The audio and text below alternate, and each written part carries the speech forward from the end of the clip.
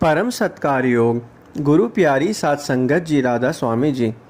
संगत जी, कल 6 जुलाई को बाबा जी ने लंदन में संगत के साथ जो सवाल जवाब किए वो हम इस वीडियो में लेकर हाजिर हुए हैं। लंदन में दर्शनों के टाइम जो कुछ हुआ था उस पर हम वीडियो बना चुके हैं। अगर आप वो वीडियो भी देखना चाहते हैं तो वह देख सकते हैं। बाबा जी ने लंदन के हैंस पार्क में सुबह 10:20 से लेकर 11:45 तक संगत के साथ सवाल जवाब का सुंदर अवसर दिया। बाबा जी ने कल कहा कि मुझे अपनी संगत की 100 बार याद आती है।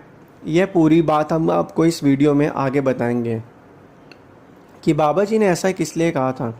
आइए सुनते हैं एक एक करके लंदन 6 जुलाई के सवाल जवाब। सबसे पहले किसी ने बाबा जी से पूछा, बाबा जी क्या आप कभी अकेलापन महसूस करते हैं? कुछ पल बाबा जी चुप रहे, फिर बड़ी गहराई से बोले, जब तक तुम सब मेरे साथ हो बेटा, मैं अकेला क्यों महसूस करूं? मेरी संगत ही तो मेरा परिवार है। गुरु का अकेलापन तब होता है जब सत्संगत भजन सिमरन छोड़ दें। जब तुम सब मुझसे दूर हो जाओगे तब मुझे अकेलापन महसूस होगा। जब तक तुम सब मेरे साथ जुड़े हो मैं खुद को अकेला नहीं समझता। बाबा जी की यह बात सुनकर संगत का मन भर आया और सभी को सुकून मिला कि बाबा जी हमें हमेशा हमारे साथ महसूस करते हैं। फिर एक बुजुर्ग आंटी ने बड़ी सादगी से पूछा, बाबा जी मेरे घुटनों में बहुत दर्द रहता है जिस वजह से मैं भजन सुमरन के लिए ठीक से बैठ नहीं पाती। मैं इसे कैसे निभाऊं? बाबा जी ने बहुत प्यार से जवाब दिया, बेटा भजन सिमरन कोई शरीर का काम नहीं होता, यह प्रेम का कार्य है। अगर दिल से सच्चे मन से किया जाए तो परमात्मा ज़रूर हमारी पुकार सुनता है। भजन सिमरन की स्थिति प्रेम पर निर्भर करती है, ना कि शरीर की मुद्रा पर। इसलिए जिस अवस्था में भी आप बैठ सकें बैठें, बस बैठना ज़रूरी है। यह दिल की लगन का काम है, शरीर की शक्ति का नहीं। फिर किसी और ने बाबा जी से पूछा, बाबा जी कई बार दिल बहुत बेचैन हो उठता है, मन इतना व्याकुल हो जाता है कि लगता है कि कहीं दूर किसी शांति की जगह पर जाकर बस जाए। क्या सच में ऐसा करने से मन को शांति मिल सकती है? बाबा जी ने मुस्कुराते जवाब दिया। बाबा जी बोले, बेटा शांति बाहर नहीं, शांति हमारे अंदर है। अगर मन अशांत है तो चाहे आप हिमालय चले जाओ, वहाँ भी बेचैनी पीछा नहीं छोड़ेगी। लेकिन अगर आपका मन शांत है तो भीड़ भाड़ वाले बाजार में भी आपको सुकून मिलेगा। असली ज़रूरत है मन की स्थिरता की है, बाहरी माहौल से शांति नहीं मिलेगी। इस दुनिया में हम बाहर की चीज़ों में शांति ढूंढते हैं लेकिन वो कहीं नहीं मिलती। जब हम सिमरन करते और अपने भीतर उतरते हैं तभी असली शांति का अनुभव होता है। बाबा जी के शब्दों में वो गहराई थी जो दिल को छू जाती है। उन्होंने हमें यह समझाया कि हमें शांति की तलाश बाहर नहीं अपने अंदर करनी है और इसके लिए सबसे सुंदर साधन है सिमरन और भजन। फिर एक छोटी सी बच्ची ने बड़ी मासूमियत से बाबा जी से पूछा, बाबा जी आप कैसे जान लेते हो कि मेरे दिल में क्या है जबकि मैंने आपको कुछ कहा ही नहीं? बाबा जी ने बेहद स्नेह और ममता से मुस्कुराते हुए जवाब दिया, बेटा तुम्हारा दिल तो हमारा अपना घर है। जैसे एक माँ अपने बच्चे के चेहरे को देखकर ही समझ जाती है कि उसे क्या चाहिए, वैसे ही गुरु अपने शिष्य का मन पढ़ लेता है। गुरु अपने शिष्य की आंखों में ही वो सब देख लेता है जो शिष्य कहना चाहता है। चाहे तुम कुछ कहो या ना कहो, गुरु तुम्हारे दिल की हर पुकार को सुनता है क्योंकि वो तो तुम्हारा भीतर ही रहता है। बस तुम सच्चे दिल से उस मालिक से प्रेम करते रहो, तुम्हारा हर वक्त हर बात उस तक ज़रूर पहुँचेगी। इसके बाद किसी ने बाबा जी से कर्मों के बारे में सवाल किया, बाबा जी से अगर सब कुछ पहले से ही कर्मों में लिखा हो तो हमें मेहनत क्यों करनी पड़ती है? बाबा जी ने बहुत ही प्यार और सहजता से उत्तर, बेटा जो कुछ हमारी किस्मत में लिखा है वो तो हमें मिलेगा ही, लेकिन हम उसे कैसे जीते हैं हमारे हाथ में है। कर्मों से हमारी किस्मत बनती है और वो किस्मत हमें एक मोड़ तक ले आती है। वहाँ से आगे हमें अपने विवेक का इस्तेमाल करना पड़ता है। हमें सोचना पड़ता है कि स्थिति में हमें क्या करना है, किस दिशा में आगे बढ़ना है, दाएं मुड़ना है या बाएं तरफ मुड़ना है। बाबा जी ने उदाहरण के साथ समझा, मान लो कोई समस्या आकर हमें एक जगह ले जाकर खड़ा कर दें। अब अगर हम चुप रहें तो शायद वो समस्या अपने आप हल हो जाए, लेकिन अगर हम उस पर प्रतिक्रिया देने लगें तो समस्या और बढ़ सकती है। इसलिए मालिक ने हमें बुद्धि दी है ताकि हम सोच समझकर कदम उठाएं।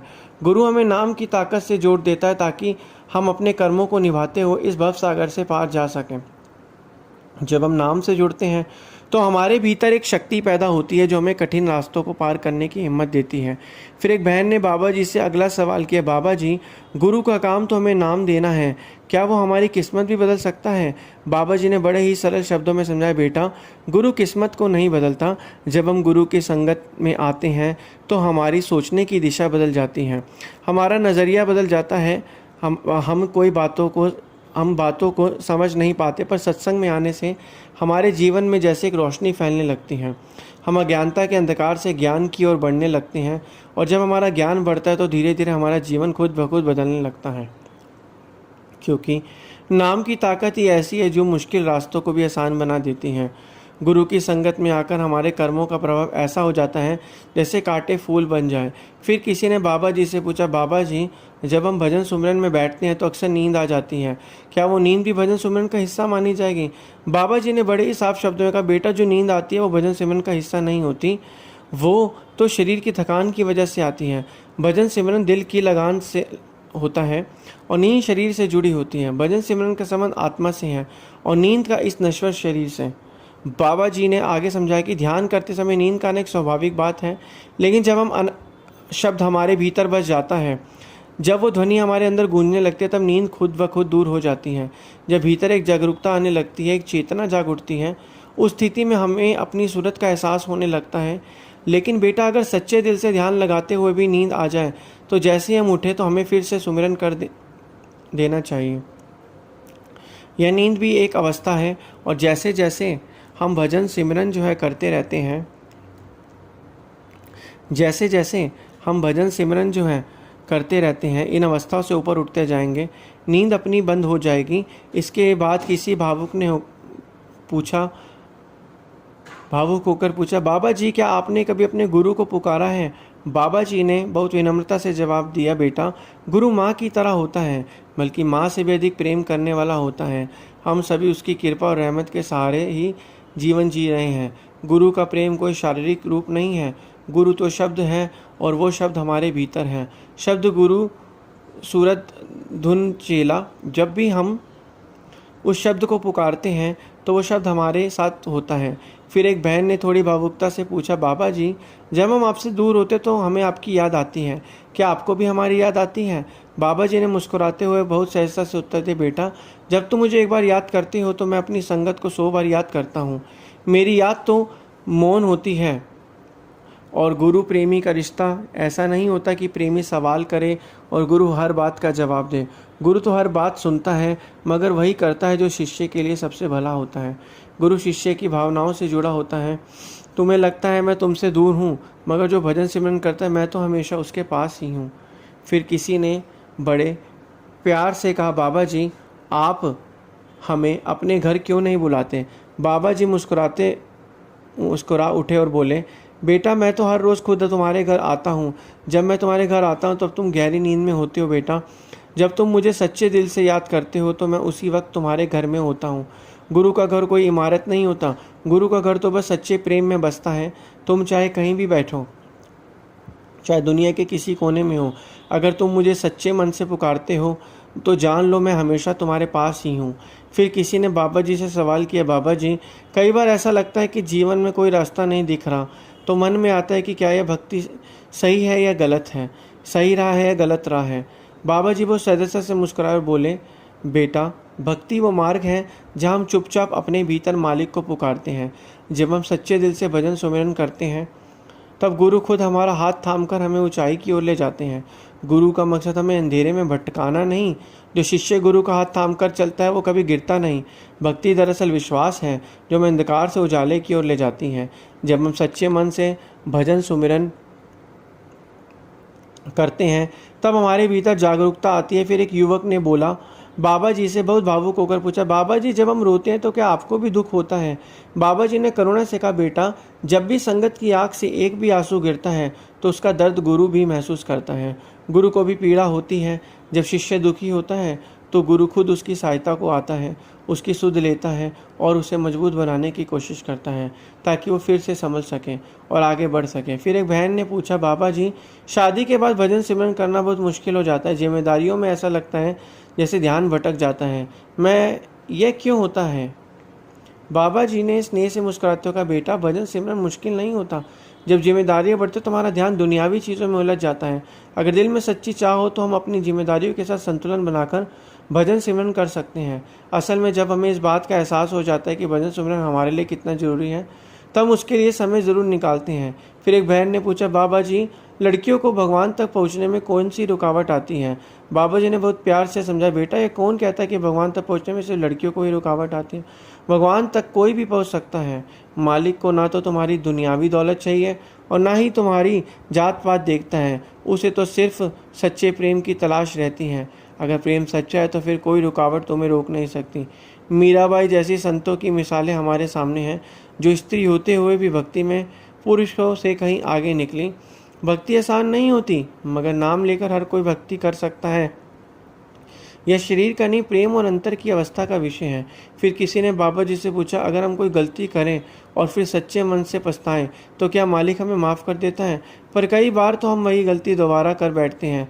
बाबा जी ने बड़े प्यार से कहा, बिल्कुल बेटा, मालिक की दया से जब हम गलती करते हैं तो सच्चे दिल से पछताते हैं तो वो ज़रूर माफ़ कर देता है, लेकिन हमारा पछतावा सच्चा होना चाहिए।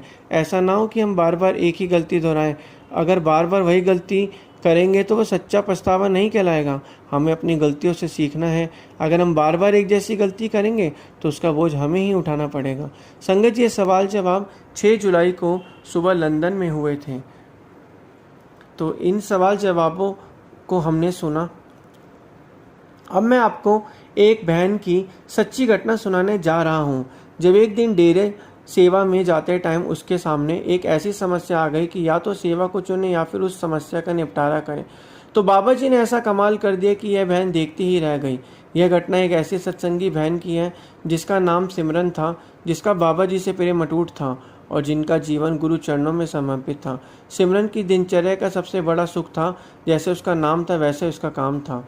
हर सुबह अमृत वेला में उठकर सच्चे दिल से सिमरन और भजन करना, दिन में सत्संग सुनना उसका नियम था और जैसे ही सेवा का अवसर मिलता वह पूरे तन मन से डेरा जाकर संगत की सेवा में जुट जाती। उसके लिए बाबा जी का स्वरूप उसकी आंखों का दीपक था और नाम उसकी हर सांस का संगीत था। उसी साल डेरा ब्यास में एक भंडारा होने वाला था जिसमें भारत और विदेश से लाखों प्रेमी संगतें जुटने वाली थीं। 3 दिन तक बाबा जी संगत को सत्संग, सवाल जवाब और दर्शन का मूल्य लाभ देने वाले थे। जब इस आयोजन की खबर सिमरन को मिली तो उसका रोम रोम आनंद से भर उठा। वह कई महीनों से इस कार्यक्रम की तैयारी में जुट गई थी। उसने अपने दफ्तर से छुट्टी लेने का प्रबंध पहले ही कर लिया था और लंगर सेवा के लिए अपना नाम भी लिखवा दिया था। उसके लिए इससे बड़ी खुशकिस्मती क्या हो सकती थी कि वह गुरु घर में सेवा करने का मौका मिले। वह हर रोज़ ये सोचती रहती कि कब वह डेरा पहुंचेगी, गुरु के दर्शन करेगी और संगत की सेवा का सुख पाएगी। सेवा में जाने में अब बस 2 दिन ही बचे थे। उसने अपना सामान ठीक से रख लिया था। दिल तो जैसे बार बार यही कह रहा था कि पंख लगे और उड़कर डेरा पहुंच जाऊं, लेकिन मालिक की रजा कुछ और ही थी।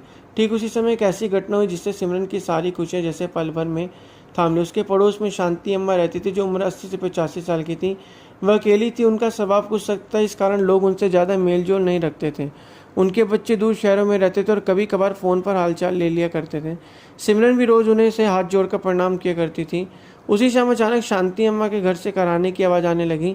सिमरन का दिल बेचैन उठा। पहले तो उसने उसके दरवाजे पर दस्तक दी, लेकिन भीतर से कोई आवाज़ नहीं आई। घबराहट में उसने धीरे से दरवाजे को धक्का दिया तो दरवाज़ा खुल गया। अंदर का दृश्य देखकर उसकी होश उड़ गई। शांति अम्मा जमीन पर बेसुध पड़ी थी। तेज बुखार से उनका शरीर तप रहा था। अब भला कोई इंसान ऐसी हालत में किसको यूं बेसहारा कैसे छोड़ सकता है? फिर जब यह सिमरन ने यह चीज़ जब देखी, उसी समय फिर शांति अम्मा तो उसकी पड़ोसन थी। सिमरन ने देर ना करते हुए तुरंत डॉक्टर को बुलाया। डॉक्टर ने आते ही हालत देखो बताया कि शांति अम्मा को गंभीर निमोनिया हो गया है और उनकी हालत ऐसी है कि पल पल देखभाल की बेहद ज़रूरत है। डॉक्टर ने गंभीरता से कहा कि अगर हालात और बिगड़े तो शांति अम्मा को अस्पताल में भर्ती कराना पड़ेगा, लेकिन अभी उनकी हालत ऐसी है कि कोई ऐसा नहीं होना चाहिए जो पल पल उनकी देखभाल कर सके। सिमरन ने तुरंत अम्मा के बेटे को फ़ोन मिलाया।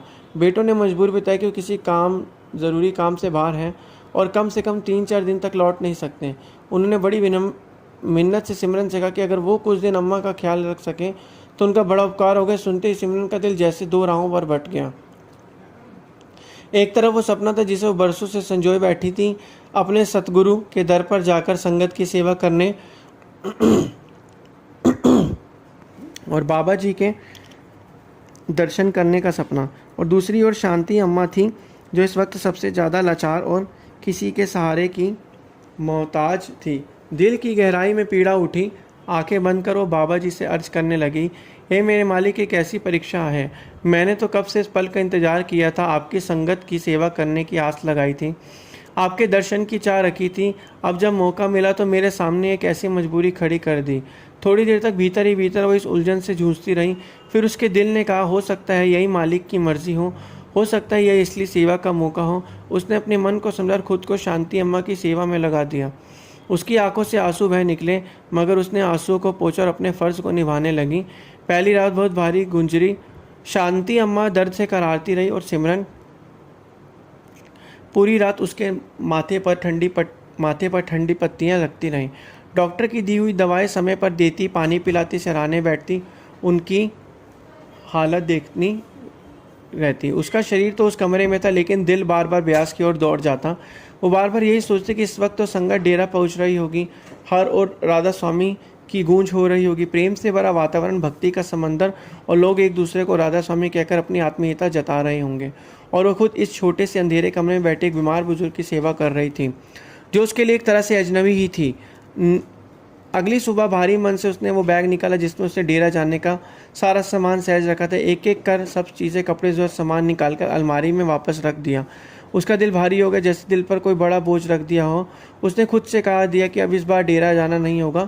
दिल में कसकती एक टीस थी, एक ऐसी शिकायत थी जो शब्दों में नहीं ढल पा रही थी। फिर भी सिमरन ने शांति अम्मा की सेवा में कोई कमी नहीं छोड़ी।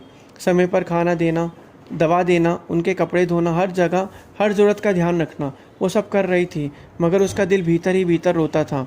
वो खुद को बार बार यही समझाती थी कि यह भी सेवा है, लेकिन दिल में कहीं ना कहीं वो टीस बनी रहती कि जो सेवा से वंचित रह गए, जिसके लिए वो कब से तरस रही थी। उसको दुख इस बात का था कि शांति अम्मा के खुद के बच्चे तो यहाँ आए नहीं और मुझे फंसा दिया। इसी तरह एक दिन शांति अम्मा को होश आया। उन्होंने अपनी कमज़ोर आंखें खोली और बहन की ओर देखा तक सीधे सर में बोला, बेटी तो कौन है, मेरी इतनी सेवा क्यों कर रही हैं? बहन ने धीमे से कहा, अम्मा मैं आपकी पड़ोसन हूँ, क्या आप मुझे भूल गई? आपके बच्चे बाहर हैं, इसलिए मैंने सोचा कि इंसानियत का रिश्ता निभा लूँ और आपकी देखभाल करूँ। ये सुनते ही शांति अम्मा की आंखों से आंसू बहने लगे। वो भराई आवाज़ में बोली, मेरे अपने तो मुझसे इस हालत में छोड़ गए और एक गैर मेरी सेवा कर रही है। तो कोई साधारण लड़की नहीं, तो तू मेरे लिए देवी का रूप है। शांति अम्मा के शब्द सुनकर बहन का दिल और बुझ गया। मन ही मन सोचने लगी, देवी नहीं अम्मा, मैं तो वो बदनसीब हूँ जो अपने गुरु के चरणों में नहीं पहुँच सकी। उस शाम बहन ने भारी मन से अपना फ़ोन उठाया और सत्संग सुनने लगी। जैसे ही सत्संग की आवाज़ उसके कानों में पड़ी, हजूर महाराज जी की मधुर आवाज़ गूंज उठी। हजूर कह रहे थे, तुम मुझे ब्यास में ढूंढते फिरते हो, मेरी तस्वीरों में, सत्संग घरों में खोजते हो, लेकिन मैं वहाँ नहीं हूँ। मैं तो वहाँ हूँ जहाँ कोई दुखी, कोई लाचार, कोई पीड़ित इंसान तुम्हारी मदद की राह देख रहा हो। भूखों को रोटी खिलाना ही मेरा लंगर है। किसी दुखियों के आंसू पोंछना ही मेरी असली सेवा है। बीमार की देखभाल ही मेरी सच्ची भक्ति है।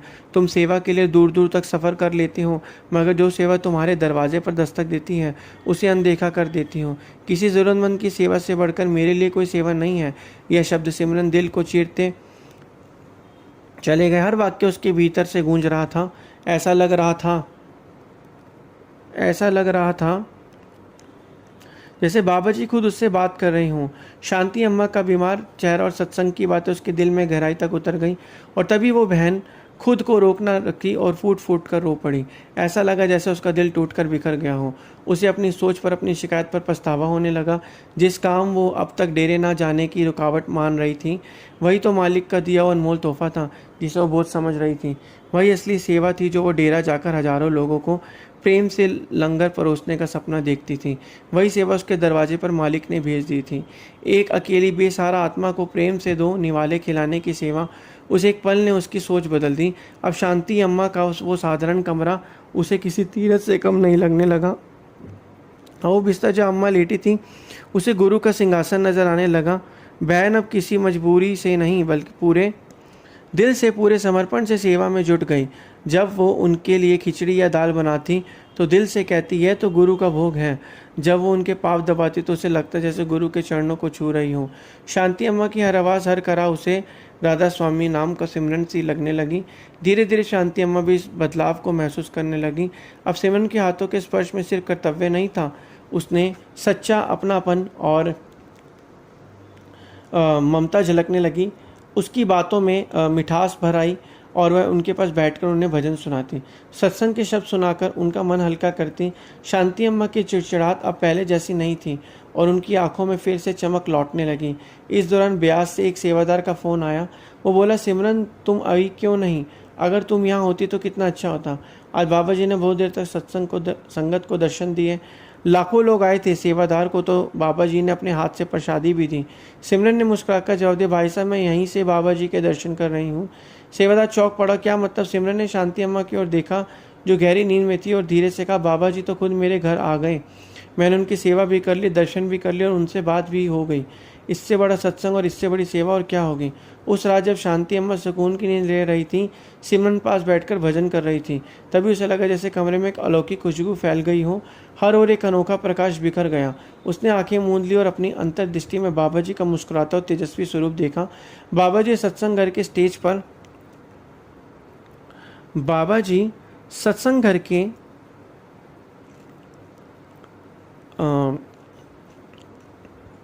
स्टेज पर जो नहीं थे तो वो उसकी छोटे से कमरे में शांति अम्मा के सिरहाने खड़े थे।